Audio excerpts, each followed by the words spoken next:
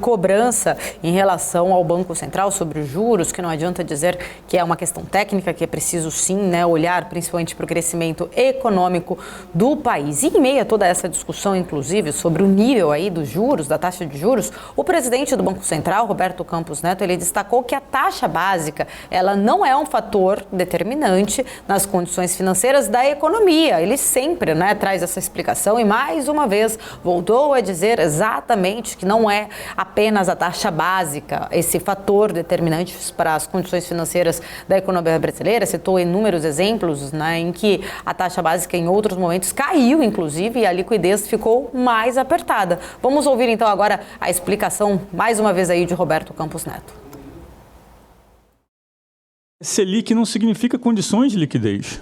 Quando o Banco Central quer gerar condições de liquidez, né, ele abaixa a Selic, mas a Selic, por si, não é o que gera condições de liquidez. Então, nos termos de economia, que chamam financial conditions, o que é condição de liquidez? São as verdadeiras condições de liquidez na economia que fazem a economia crescer. A Selic não faz isso sozinha. A Selic é um indicador, ela é um farol, mas para que você tenha condições de liquidez, você precisa fazer o movimento da Selic com credibilidade. E nós tivemos experiência no passado, onde nós baixamos a Selic e as condições de liquidez apertaram, você teve um efeito contrário. A gente tem um histórico recente disso, inclusive, basta olhar, está bem documentado. Então, assim, a Selic é um farol, mas para a Selic iluminar o caminho, a gente precisa que esse movimento seja feito com credibilidade. Isso aí.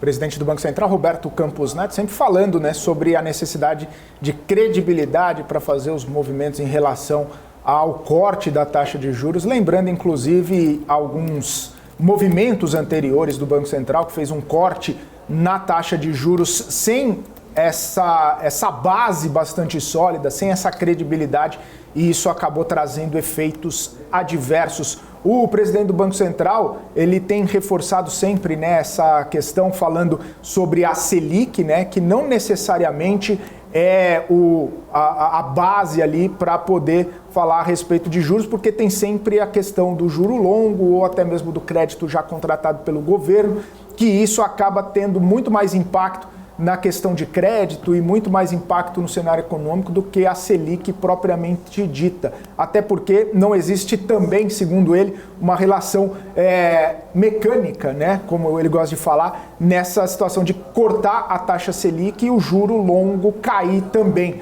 que o juro longo é muito mais fruto de uma expectativa do mercado em relação às condições econômicas, condições fiscais. E é interessante esse debate, Paula, que aconteceu no Senado Federal ontem, né, onde estavam presentes vários economistas, muita gente falou, muita gente deu sua opinião, até mesmo o próprio ex-presidente do Banco Central, Hermínio Fraga, falando sobre a questão de arcabouço fiscal, falando a questão sobre juro, presidente da FEBRABAN, da CNI, da Fiesp, enfim, uma série de pessoas falando a respeito da conjuntura econômica do Brasil, todos eles até citam essa necessidade da queda do juro para poder até mesmo fomentar mais o crédito, estimular o crescimento econômico, mas precisa ser uma coisa baseada num contexto econômico satisfatório para o Brasil. O Campos Neto mesmo citou essa situação dos últimos indicadores de inflação virem, né, deflacionários, tanto o IPCA cheio divulgado do mês passado, né, de março, também o IPCA 15 de abril, divulgado recentemente, mostrando essa deflação, mas os núcleos ainda bastante pressionados, a inflação de serviço ainda pressionada, e isso é um sinal de alerta, ou seja, dá para especular, pelo menos alguns economistas especularam, que não vai ter nenhuma sinalização mais contundente do Banco Central na reunião da semana que vem, de que possa haver algum corte de juros, então não vai ter a sinalização de corte de juros, e talvez, provavelmente, também não tenha a sinalização daquela frase, né, de retirada daquela frase de que, se necessário, vai haver um novo aperto monetário, ou a volta do ciclo de aperto monetário. Então, por essas situações envolvendo a inflação, os núcleos e também a inflação de serviços, isso o Banco Central provavelmente não vai dar nenhum tipo de indicação de corte de juros. Vai manter, né, na visão, na maioria da expectativa do mercado, vai manter a taxa de juros em 13,75, mas não vai fazer nenhum tipo de sinalização.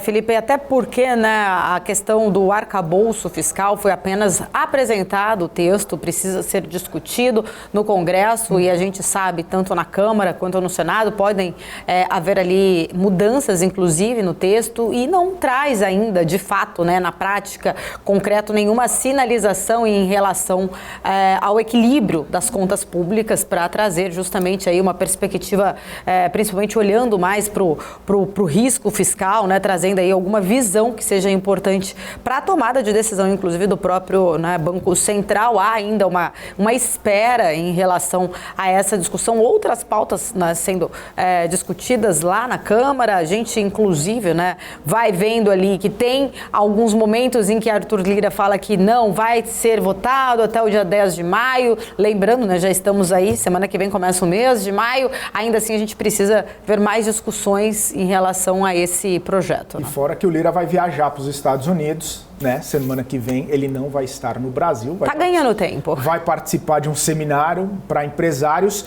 Então, e eu até comentava com o Cabral ontem, né? Falei, poxa, não foi hoje que ele descobriu que vai viajar para os Estados Unidos. Não. Então ele falou que ia votar até o dia 10, tá mas aí. Sabia que tinha uma viagem de alguns dias aos Estados Unidos, né? Então, né, fica difícil acreditar que essa proposta vá mesmo caminhar. E você citou essa questão do arcabouço, o próprio Armínio Fraga, eu tenho uma aspa muito impactante dele, ele falando o seguinte: a aritmética não fecha.